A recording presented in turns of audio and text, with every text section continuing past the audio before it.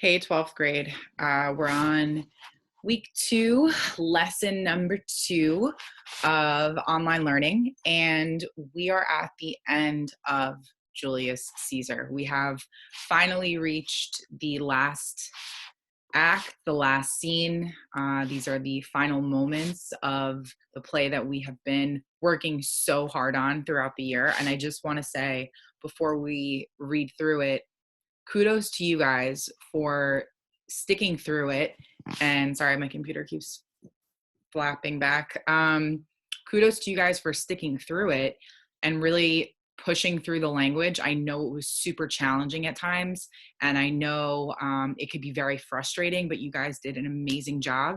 And so this is kind of like the end, which is bittersweet, but all things must come to an end. So I'm going to share my screen so that you guys can see our slides for the day. All right, so we've got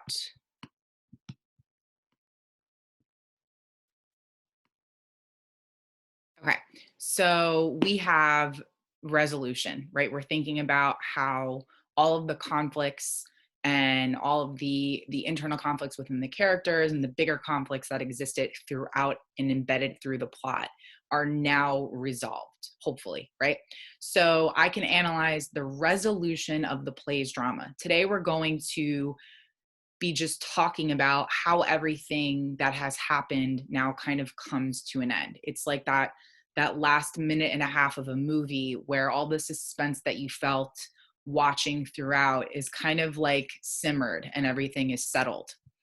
After our mindful minute, again, if you aren't with us for the live session, please take a mindful minute at some point during your day. It's super important that you just have at least 60 seconds, if not more, to just breathe and focus on your breath and nothing else. After you take that mindful minute, we're going to watch the summary of the scene by my favorite lady who has been helping us out the past week or so. And then after we just get the gist of the scene, we will read through the last 97, 98, 99, 100, 4 pages together.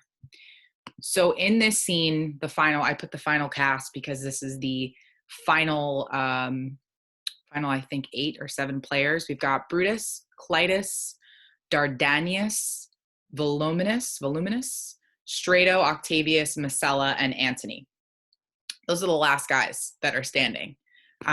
We're going to have a couple of talk time questions to have a discussion. So a couple of things to really just consider and think about.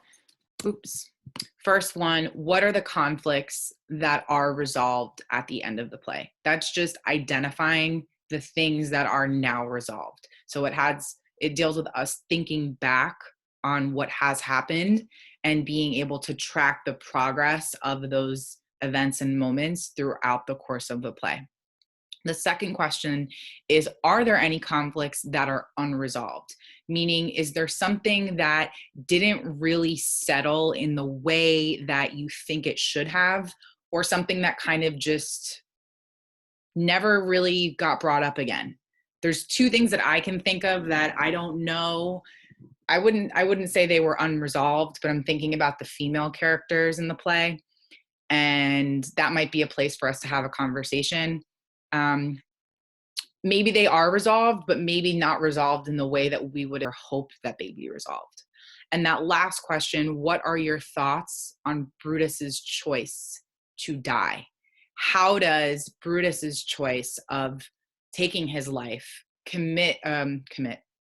compare to the way that Cassius and Titinius does it? Are there differences? Are there distinctions? And if so, let's talk about what those differences are.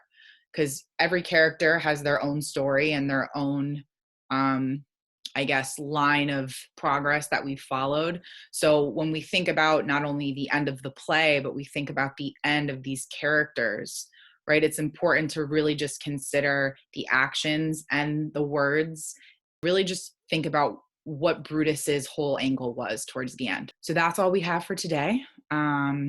Just to recap, we are reading the end of Julius Caesar, Act 5, Scene 5.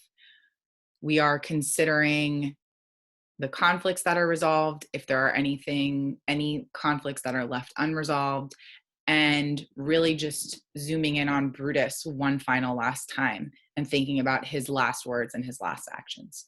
If you guys have any questions, please shoot me an email. We will be live on Zoom at 9 a.m. Thanks, guys.